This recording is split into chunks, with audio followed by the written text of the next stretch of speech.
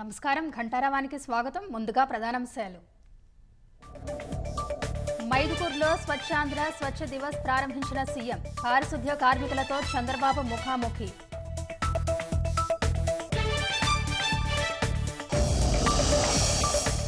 ఎన్టీఆర్ 29వ వర్ధంతి సందర్భంగా రాష్ట్ర వ్యాప్తంగా నివాళులు.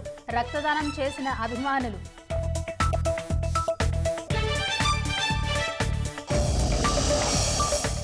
కోల్కతా హత్యాచార ఘటనలో సంజయ్ రాయ్ దోషిగా నిర్ధారణ.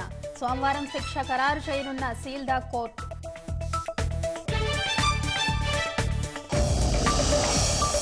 కర్ణాటక కోటికర్ బ్యాంకు దోపిడీ ఘటనపై ముమ్మర దర్యాప్తు. దుండగులను పట్టుకునేందుకు ప్రత్యేక బృందాలు ఏర్పాటు.